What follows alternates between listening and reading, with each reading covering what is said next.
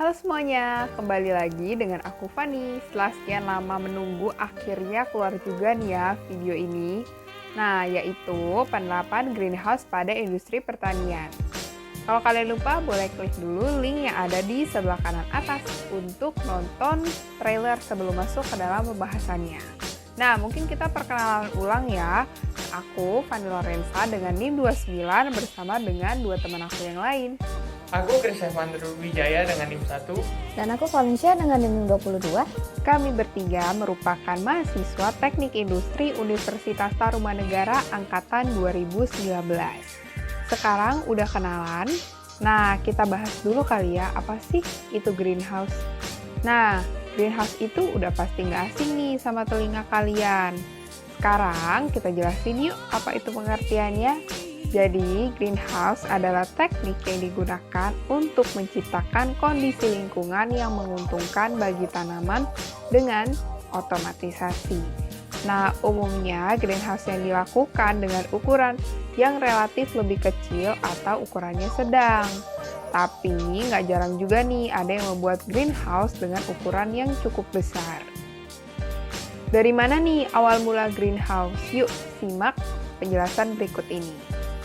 Ternyata konsep greenhouse itu udah ada sejak zaman Romawi, yang lebih tepatnya Kaisar Tiberius.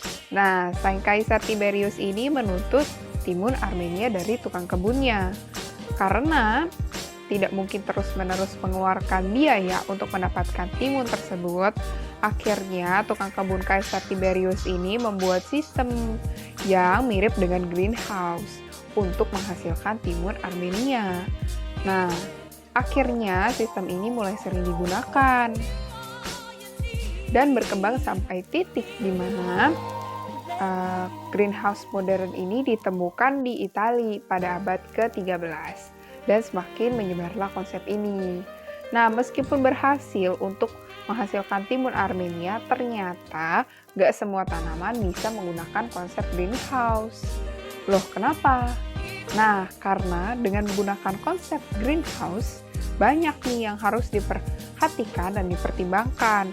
Misalnya, seperti jenis tanah, kualitas tanah, dan suhu lingkungan rata-rata. Tanah yang harus digunakan juga harus cukup lembab, nggak boleh sampai banjir. Suhu harus berkisar dari 25 derajat Celcius sampai dengan 27 derajat Celcius. Nah, tadi udah dengerin apa itu greenhouse, dari mana awal mulanya, dan apa saja yang harus diperhatikan. Sekarang kalau misalnya pengen bikin greenhouse, apa aja sih caranya? Nah, untuk membangun greenhouse itu dapat diawali dengan mencari tanah kosong yang cukup luas atau sesuai dengan kebutuhan. Selanjutnya, membuat desain bagaimana bentuk dari greenhouse yang diinginkan. Proses ini penting karena akan berpengaruh terhadap fungsionalitas dan efektivitas. Selanjutnya, pemilihan bahan bangunan yang ingin digunakan. Pemilihan bahan bangunan harus dilakukan secara teliti agar greenhouse yang dibangun itu dapat berdiri dengan kokoh bahkan di cuaca yang ekstrim. Selanjutnya, memilih atap dari greenhouse. Penutup harus terbuat dari bahan yang durable dan kuat supaya tidak mudah robek dan bolong di cuaca yang ekstrim. Selanjutnya, ada pemilihan ventilasi dan pendingin ruangan yang diinginkan. Lalu ada pemilihan heating system yang bertujuan untuk memberikan lingkungan yang hangat serta untuk tanaman-tanaman tertentu. Lalu pemilihan environmental control. Seperti yang kita ketahui, greenhouse itu bertujuan untuk menanam tanaman sesuai dengan lingkungan yang diperlukan. Maka environmental controls itu menjadi salah satu hal yang penting. Selain itu, pemilihan sistem lain juga penting sesuai dengan kebutuhan greenhouse yang diingin bangun, seperti generator karbon dioksida yang dapat mempercepat pertumbuhan dari tanaman, dan yang terakhir adalah membangun greenhouse sesuai dengan rancangan yang sudah dibuat dan pilihan yang ada. Terus gimana sih rasanya sebelum ada otomasi di bidang pertanian? Yang pertama, produktivitas yang rendah dan tidak efisien. Kedua, sulit mencari tenaga kerja yang ahli. Dan yang ketiga adalah kualitas sulit meningkat dan seragam. Terus, kalau misalnya setelah ada otomasi, gimana dong? Yang pertama itu adalah meningkatnya hasil produksi. Yang kedua adalah meningkatkan kualitas produksi. Ketiga adalah sebagai aset dan meningkatkan performansi para petani atau perusahaan. Dan yang terakhir adalah sarana agrowisata. Dilanjutkan ke usulan otomasi nih. Usulan ini merupakan usulan yang sudah dikumpulkan dari berbagai peneliti. Yang pertama adalah menggunakan teknologi LED untuk menghasilkan sayur sebanyak 100 kali lipat dibanding proses penanaman biasa. Lalu menggunakan teknologi berbasis komputer. Usulan ini udah diterapkan di Jepang loh, mulai dari pengendali penyediaan air ke tanaman hingga mengatur cahaya dan temperatur. Yang terakhir adalah artificial intelligence, menggunakan sensor untuk mengontrol suhu, kelembaban, memantau kesehatan tanaman dan kondisi tanah. Selanjutnya kita akan bahas apa aja sih keuntungannya di aspek teknologi dan aspek ekonomi. Kita tidak bisa memungkiri kalau kemajuan teknologi di bidang pertanian dapat meningkatkan harga jual dan ekonomi pun bisa semakin membaik.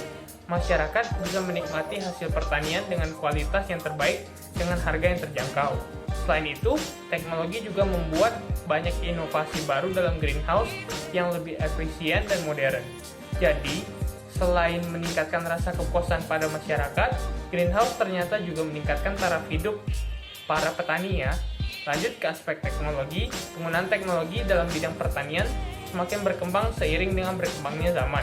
Contohnya, ada alat pengolah lahan rotavator untuk mempersiapkan tanah, kultivator untuk mengaduk tanah dan menghancurkan gumpalan, bajak singkal untuk membajak, bajak subsoil untuk membuat parit tanaman yang membutuhkan irigasi, mesin penanam padi, jagung, dan masih banyak lainnya.